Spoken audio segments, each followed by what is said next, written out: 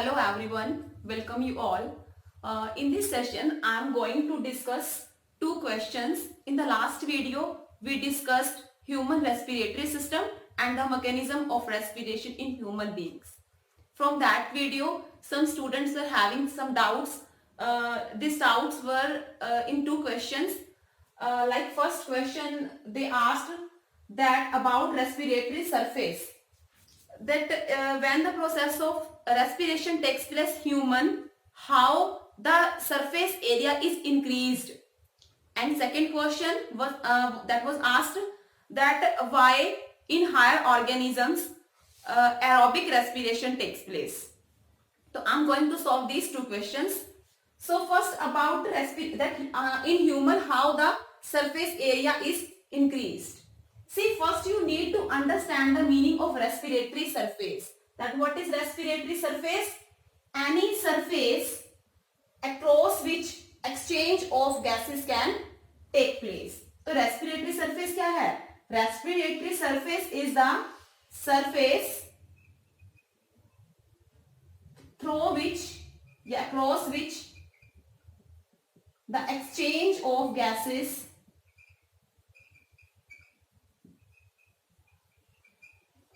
takes place. यानी कि which any surface which permit the intake of oxygen and release of carbon dioxide, यानी कि जिसमें से ऑक्सीजन अंदर आ सकती है और कार्बन डाइऑक्साइड बाहर जा सकती है. This surface is called respiratory surface.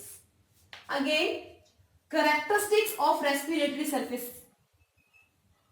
की करेक्ट कि if we want to get good surface respiratory surface, तो what are the characteristics of good respiratory surface? See first characteristic that respiratory surface should be thin, कि जो respiratory surface है वो thin होना चाहिए, so that gases can be exchanged, यानी O2 can enter and CO2 can leave. तो it should be thin. Second, it should B moist. ये moist होना चाहिए कि अगर ये मॉइस्ट होगा तो गैसेस का जो एक्सचेंज है वो इजीली हो जाएगा in the dissolve form. Third, it should be large. ये लार्ज होना चाहिए. जितना रेस्पिरेटरी सरफेस ज्यादा होगा, लार्ज होगा, उतना ही रेस्पिरेशन भी ज्यादा होगा.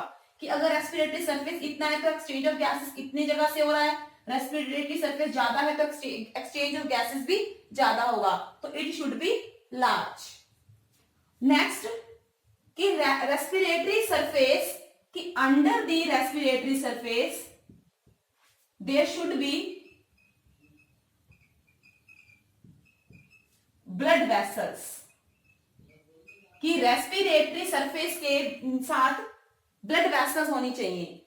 सी, if the oxygen is getting in, there should be some medium, या there should be some blood vessels.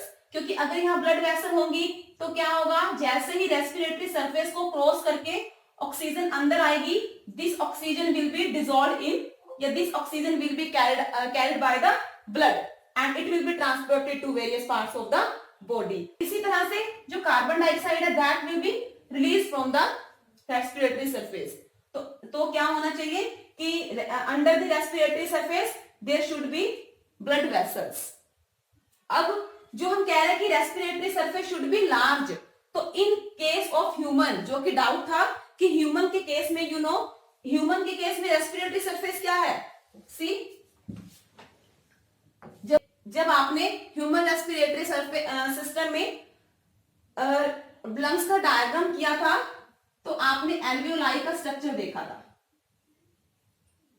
तो एल्वियोलाई के जो नीचे है, एल्वियोलाई के पास क्या है, ब्लड वेसल्स हैं. कि oxygen is moving from alveoli to the blood vessel and the carbon dioxide is moving from blood vessel to the alveoli. तो this membrane of the alveoli और alveolar membrane is acting as the respiratory surface और it is permitting the exchange of gases. तो how it is enlarged? See, when we studied the inhalation, कि when the oxygen is taken by the lungs, then oxygen is filled in this alveoli and they get swell, वो फूल जाते हैं. अब पहले alveoli का size इतना था, तो इसमें जब ऑक्सीजन भरेगी तो इसका साइज इतना हो जाएगा। तो पहले इसका सरफेस एरिया इतना था, अब इसका सरफेस एरिया इतना हो गया। तो दिस इज द केस कि you can say that when the process of inhalation takes place, then the alveoli get swell and the surface area is increased. Larger is the surface area, more is the exchange of gases.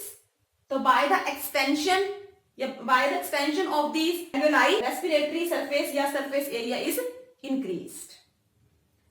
And second question, that why the process of respiration in higher organism is of aerobic type.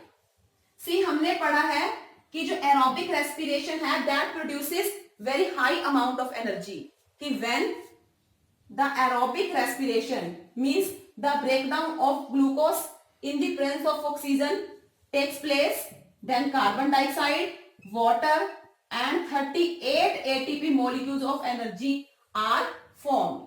तो why in animals like higher animals like human the aerobic respiration take, because aerobic respiration produces very high amount of energy and the organism with high complexity जो need very high amount of energy, क्योंकि of course जितनी complex इतनी बड़ी body है तो energy requirement भी उतनी बड़ी है, उतनी ज्यादा है. तो इस एनर्जी की रिक्वायरमेंट को पूरा करने के लिए we are adapted to aerobic mode of respiration. जो एटीपी है that is stored in the cell. तो if you have more doubt then can comment me in the video. This is all about these questions. Thank you.